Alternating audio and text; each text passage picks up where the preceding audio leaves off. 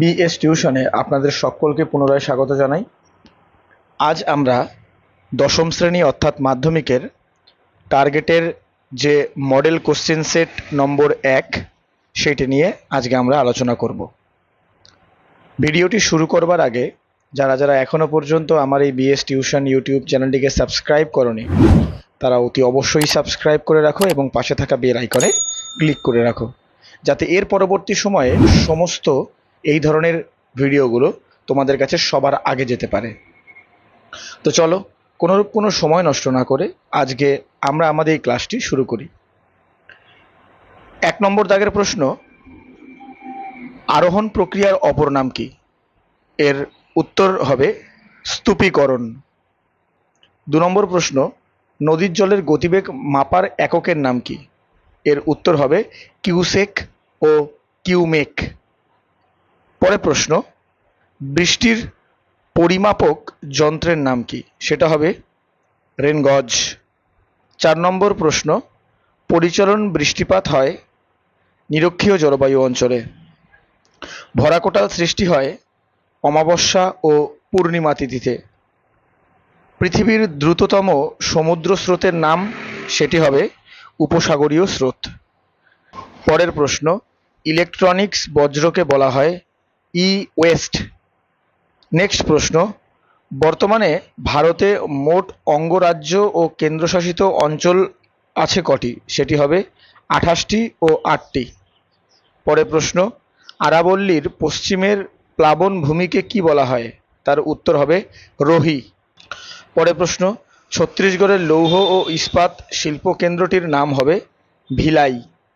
পরের প্রশ্ন, একটি জেরোফাইট উদ্ভিদের নাম কি? তার উত্তর হবে ক্যাকটাস। ফলের চাষকে কি বলে? এটি হবে পোমাম কালচার।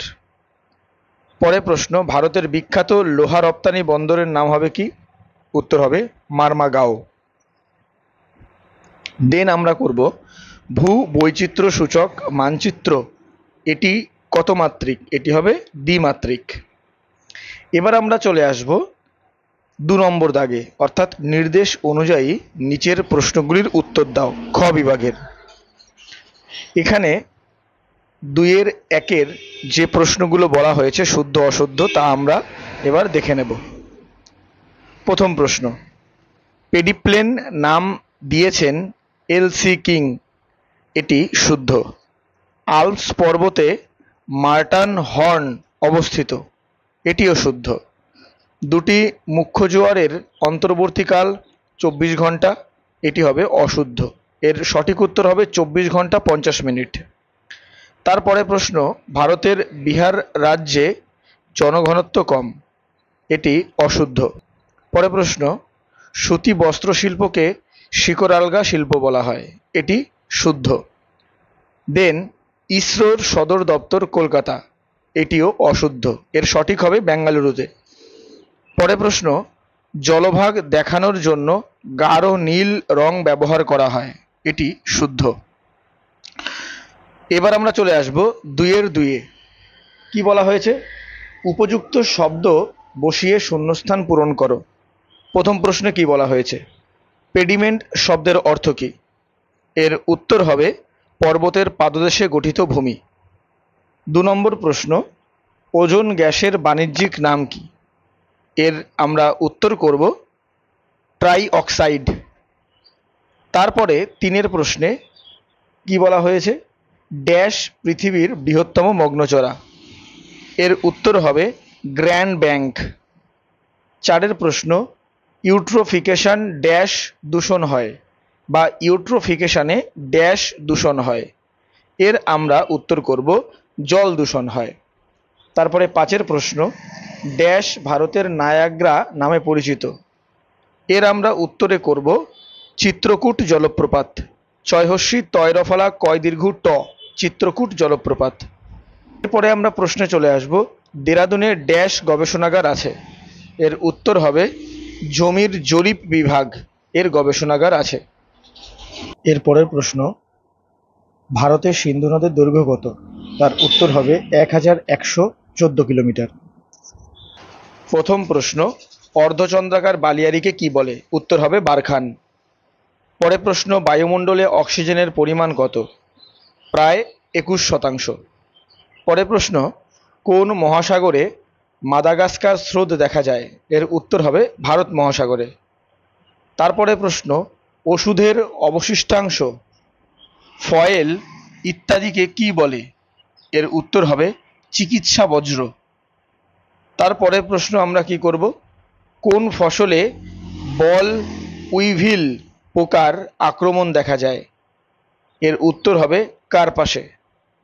তারপরে ভারতের দীর্ঘতম সুড়ঙ্গ পথের নাম কি? এর উত্তর হবে চেনা মাসরি টানেল, বর্তমানে যেটি শ্যামাপ্রসাদ মুখার্জি টানেল নামে পরিচিত। নেক্সট প্রশ্ন, দক্ষিণ ভারতের কাশী কোন শহরকে বলা হয়? এর উত্তর হবে মাদুরাইকে। তারপরে INSAT এর সম্পূর্ণ নাম কি? এর সম্পূর্ণ নাম হবে ইন্ডিয়ান ন্যাশনাল স্যাটেলাইট। এইবার আমরা স্তম্ভ মিলে দেখব কি বলা হয়েছে। প্রথম কি বলা হয়েছে? অসম, এর উত্তর হবে দিসপুর। তারপরে বলা হয়েছে পাট অঞ্চল, এটি হবে ছোটনাগপুর মালভূমি। নেক্সট হবে ডোলড্রাম, তা হবে নিরক্ষীয় অঞ্চল। এবং সর্বশেষ সিফ, এটি হবে বালিয়াড়ি।